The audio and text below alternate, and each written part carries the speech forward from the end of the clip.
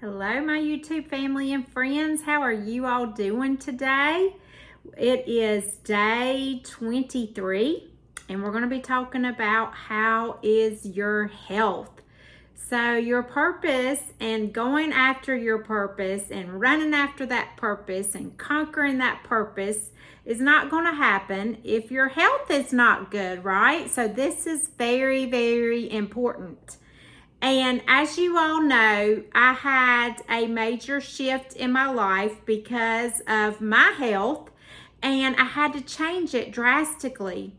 And so I'm going to share some things that I did because I'm so happy to say that my blood pressure is down. Sometimes it's down as much as 30 points when I take my blood pressure because I've been doing these simple things that have really helped my health. I've also started to feel better. I've started to notice that my skin looks better. It's not as dry. I've also noticed that when I bend down to pick something up, I'm not dizzy. When I come back up or when I'm doing certain machines at the gym and I have to lay down and then get off of them, that I'm not getting dizzy anymore.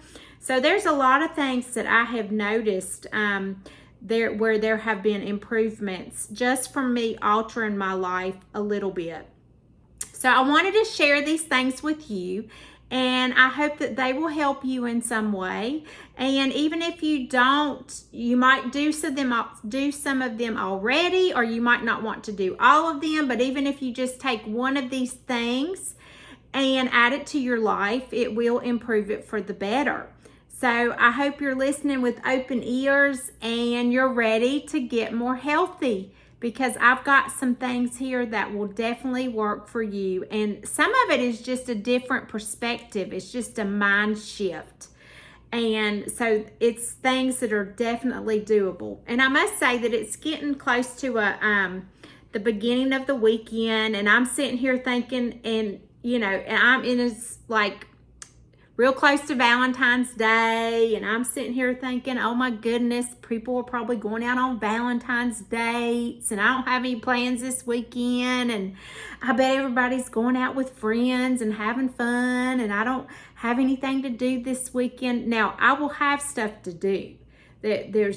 That's not my worry at all, like cooking and cleaning and laundry and taking care of my kids and taking my kids places and picking up their friends. And I will have plenty of things to do, but there won't be a lot of things going on that I'm doing for myself.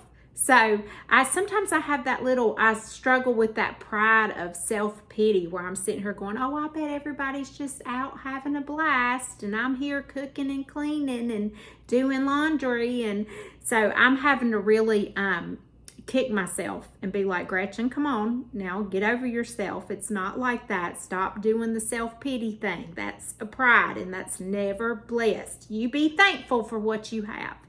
So that's what I'm doing at the moment, or at least I'm trying to. Okay, so we are going to talk about how you can do minor things to make you feel better. Maybe you're like I was, okay, where my plate was too full. My schedule was too full. My my time was just way out of whack because I was doing way too much in a little amount of time. Well, I didn't know how to change that because I have to work, I have to pay bills. I have 3 kids of my own. One doesn't live with me, but she still needs things. And she still needs a place to stay when she comes home to visit. So I had a lot on my plate, and I didn't really know how to take anything off because I needed all of those things just to maintain life, right? And even though I knew I didn't feel good, even though I looked in the mirror and I'm like, who is this person? I didn't know how to slow down. And so I think that's when God kind of came in and put the brakes on and was like, Gretchen, you have to change. And so I had no other excuses. I just had to alter my life or I was just going to get worse. I was just going to continue to look worse, to not feel good, possibly have a heart attack. So I knew that I needed to make some changes. So the first thing I had to do was alter my schedule. So before, I was doing a good job of exercising and going to the gym, but my plate was so full, I would be stressed about going to the gym. I would go and I'd have to work out real fast and try to fit it in and rush here and rush there. So it was actually causing more stress. So, make sure you start where you are. So let's say you don't exercise at all. And you just don't exercise, but you want to start exercising because you've heard that it's good for you. Just start walking 20 minutes a day. Or something that I do in the wintertime is I go up and down our stairs, upstairs and downstairs, just walk up and down them just to kind of get my heart rate going. I might jump rope, even though I can't do it very long. It's really hard, but that's something where you don't need a very big space. So there's some different things. Think about some things that you like to do. Maybe you like to dance, so maybe you just put on some music here and there throughout the day and you dance, because you enjoy it and it feels good. So try to think about something that you would like to do exercise-wise. For me, I go to the gym 4 times a week. I alternate arms and legs. I always do my back because my mom has a bad back. So I always do the back machine where I go, and the ab machine. I do that every time I go. But I alternate in between arms and legs. So one day I'll do arms, the next day I'll do legs. And I always walk my dog. That's kind of what I do for cardio. I probably should be running or jogging, but I don't. And I probably won't. But I do walk my dog. Something that helps me. So if I walk by myself, I just usually do 1 or 2 miles. If I walk with my friend, my cheerleader friend, we will walk 3 to 4 miles. So I would also encourage maybe once a week to walk with someone. I know I go further if my friend comes over, and my dog gets super excited when my friend comes over for us to go walk. We walk on the same day every week. And so I would encourage you maybe to reach out to a friend to walk with. So try to find something to do that won't stress you out, that will, that you can do exercise-wise. And just start where you are, and if you don't do anything, just maybe add 10 minutes of something, and then 20 minutes, and then 30 minutes of something. And I know sometimes I see people at the gym and they work out for like a straight month and they're doing really hardcore exercises to lose weight, and then they stop, because it's kind of like from here to there. Sometimes that doesn't work, but if you gradually do it, then it's more proven to work a little bit better if you do it that way. So that would be my number one. Start moving a little bit, doing something that you like. And then also alter your schedule a little bit. If the exercise is making you stressed out of trying to fit it in, maybe incorporate it into something. Like, for example, my daughter goes to youth group on one night a week for an hour, and sometimes I just don't feel like driving back home and then back to go pick her up because my church is kind of far, not too far, but far enough to where I don't like driving back and forth. So I might just walk there at the church, just walk around the parking lot, and kind of incorporate that into, I'm there anyway, so I could either sit in my car, or maybe you go to your kids' games and you can walk around the track while they're playing a sport. So try to make it not stress you out. Try to incorporate it into things that you're already doing, would be my advice, because before I was doing it, but I didn't really have time to do it, and it just really caused more stress on me to rush here and check it off the list. And so I had to alter it. So now I go in the mornings, and I have realized that if I go in the mornings, I'm more likely to do it than if I wait until the evening. So that has really helped me as well. So that would be one of my suggestions for you. Okay, another mindset thing is to look at food differently. So I have a cousin that lives in Germany, and when she comes over here to visit, even though she grew up here in America, when she comes back to visit, she cannot stand it. And one of her least favorite things is to go to Walmart and to see people's carts. And she's just like, oh my gosh, like everybody's carts are so full. It's full of stuff that, like, there's no way you could eat all that. There's no way you could need all that. And it just makes her sick to her stomach. And then, you know, we get into our big old SUVs that are gas guzzlers to drive somewhere, and she's like, I just can't. The mentality is so different because they are where she's from. The cars are small, you know, because they want to have vehicles that are good on the environment. You know, they go to the market, and usually it's an outdoor market like every 2 days, and they come home with like 2 brown bags of food. You know, that's how they shop. So this big like mass consumption of things, like it just, she's like, I could never move back to America because of that. And it does make some sense, you know, and also they don't have any processed food. You know, they have the fresh meat and the fresh bread and all of those fresh things at the market, fresh fruit, fresh flowers, you know. And so in America, you really have to be careful because the things that are easily available here are not good for us. And like my friend says, you always pay for convenience, and you do. You know, if you're going to go home and cook versus take 10 minutes for dinner to run through McDonald's, you're going to pay for it later. So you always pay for convenience. And America has everything set up for convenience. So you really have to do a mind shift of, okay, what am I doing that is convenient, that is really affecting my health? And I think how people in Germany look at things also is they look at food as you know, something that's good for you. Like if they're really about, you eat certain things and you drink certain things to feel a certain way, to help you in a certain way. They almost look at food as it being medicine. And so that's a little mind shift you can try sometimes, is look at food and think, okay, well, how will this help me?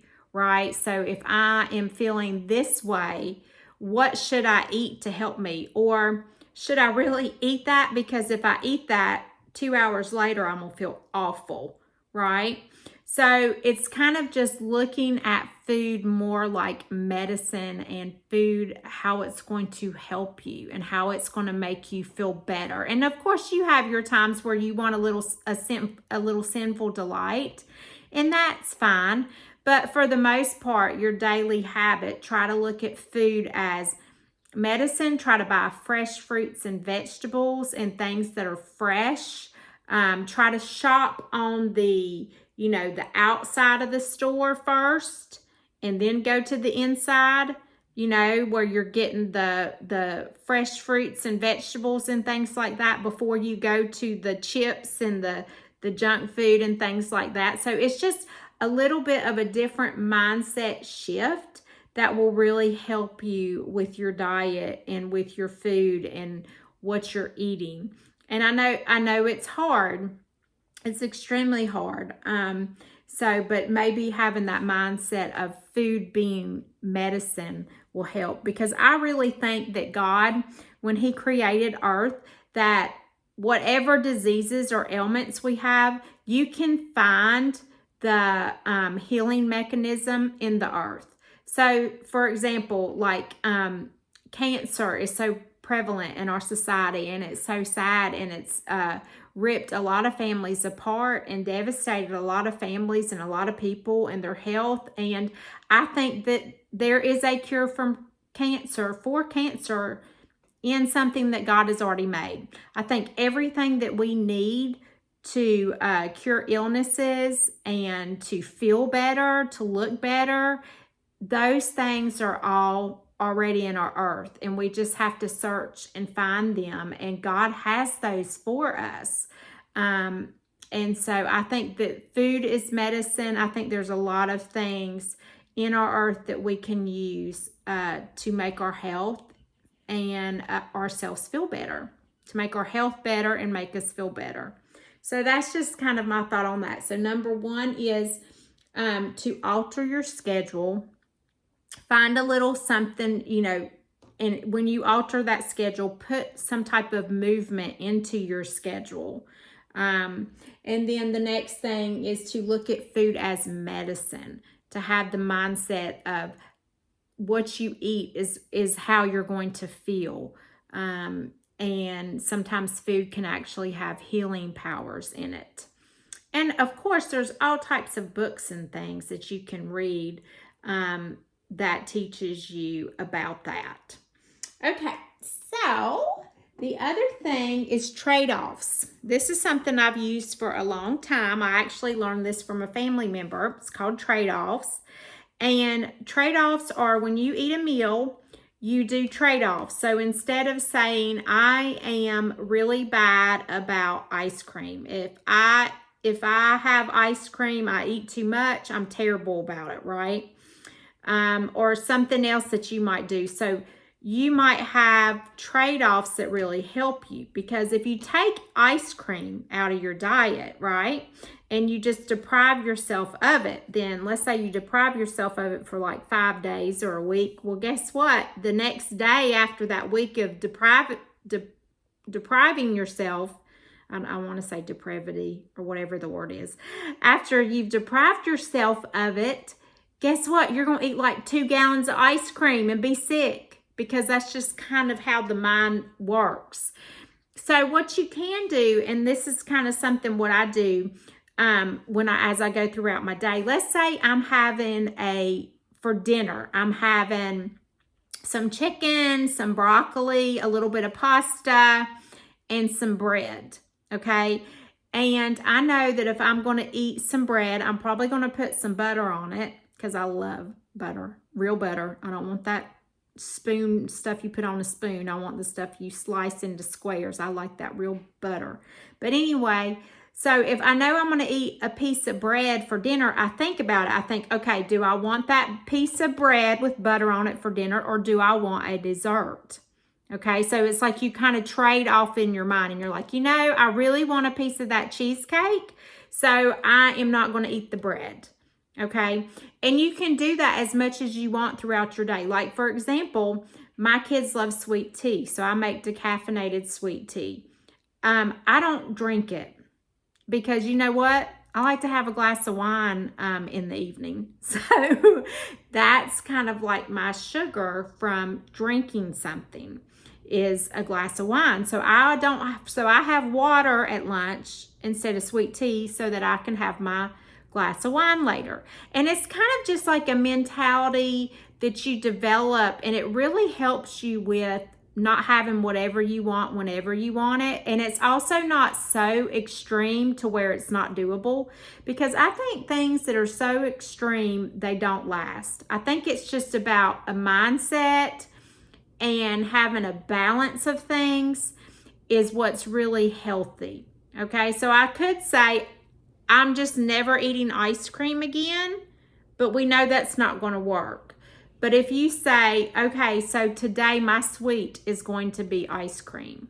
I'm not going to eat coffee cake for breakfast. Instead, I'm going to eat eggs. At lunch, I'm not going to have that candy bar after I've had lunch, right? I'm going to have my supper, and I'm going to eat ice cream after my supper. And that's my only sweet today. Okay, so that's much more doable than I'm never eating ice cream again, because that doesn't work. Or a trade-off might be like, today's Friday, so I had a donut this morning for breakfast, okay? And so since I had a donut this morning for breakfast, I'm going to really watch my sugar for the rest of the day. I probably won't have a little sweet after dinner tonight. And usually I try to have my sweets, I have a sweet tooth, but just have a little bit of a sweet. But since I had a donut this morning, I'm not going to have a sweet tonight. Okay, and I don't even normally have donuts for breakfast, but since it's Friday, I allowed myself to have one. So it's kind of just, having that mindset where you're teaching yourself self-control and willpower with food. All right, so we talked about altering your schedule, adding some type of movement to it as well. We talked about looking at food as medicine, and when we live in America, that is really hard. So think about that a lot when you're out shopping. That we try to buy fresh fruits and vegetables and go to markets if you can, versus going to big like Sam's Club or Costco or Walmart. Try to go to smaller markets where you buy a little bit less. Trade-offs, so that's where you you take something and you trade it off with something else. So an example I used, if you're going to have bread at dinner, then or are you going to have dessert, the piece of cheesecake after dinner? You can't have both. Which one do you want? And then a recipe my friend gave me. This is just kind of something extra, some helpful advice. Is she told me something that really lowered her cholesterol and just made her feel good in general. Was she takes a mason jar, she fills it with ice. She puts in a tablespoon of Bragg's apple cider, and the apple cider is supposed to detox your body of bad ailments or things that you eat, just toxic junk that you have that we have in our food. It's supposed to get rid of that. So mason jar, fill it with ice, tablespoon of Bragg's apple cider vinegar, apple cider vinegar, some mint leaves, some ginger. You can actually just grate it up off of some ginger root, some raspberries and blackberries. And then you take some water, you fill up the mason jar with water, put the lid on the mason jar, shake it up real good, and drink it. And so I've been doing that, and it's given me a lot of energy. And so I'm really curious when I go back to the doctor how much it's lowered my cholesterol, because I feel like it's working. The last thing we're going to talk about is something my friend, one of my cheerleaders from college, has been trying to get me to do forever and ever and ever. And she does fasting for 12 hours. Sometimes she fasts longer, but so she's doesn't have any kids. And so I would tell her, well, you're able to do this because you don't have kids. We eat dinner at all weird times, And so what she typically does is she doesn't eat past 6 o'clock in the evening. Because I guess there's study after study that says that when you go to bed, you want to have an empty stomach, because you don't want your body digesting food. You want your body regenerating skin cells, regenerating your skin and your body and your digestive system. There has to be time for your body to kind of reset itself. And so if you're going to bed with a full stomach, all of that energy is going to digest in that food, and your body is not getting the reset that it needs to be healthy. So I have decided with this to finally start trying to do that. So what I do is whenever I eat my last bite, okay, I'm not necessarily on a certain time every day, but whenever I eat my last bite, I don't eat until 12 hours the next day. And so let's say if I took my last bite tonight at 8 o'clock, I won't eat again until 8 o'clock the next day. And it sounds like it's not really hard, but it is, because I used to eat a lot right before I went to bed. I'd have like a little snack. And so it is harder than what it seems. But that has really made me feel good as far as like in my stomach. I don't feel full as much. I don't have a desire to overeat as much with that. I'm okay with having just like a little bit of food. Whereas before I felt like every meal I had to eat a bunch. So that has really helped me with just how much food I eat at breakfast, lunch, and dinner. You kind of get to feel, it makes you feel normal, really, when your stomach is not full. So before, I would eat really big meals, right? And so I was always accustomed to feeling full. And so that's kind of how I operated. But with this, I feel, more like not necessarily that I have an empty stomach, but I don't feel full. And so I'm just able to not have to rely on food as much either. I'm okay if I have a little meal, and I'm okay if I have a big meal. Whereas before, I had to have a big meal or I kind of had anxiety over it. So it is hard though. Like, let's say on the evenings, like that I stay up later, especially if it's the weekend. Like one Friday, I think I ate something at like 10:30, and I was like, okay, I shouldn't do this because I can't eat until 10:30 the next day. And so I think it was like 11 o'clock when I finished whatever it was I was eating, and I couldn't eat until 11 o'clock the next day. Now that was kind of hard because I woke up and I was hungry and I had to wait, and I was like, okay, I'm gonna go walk my dog, I'm gonna do this and that.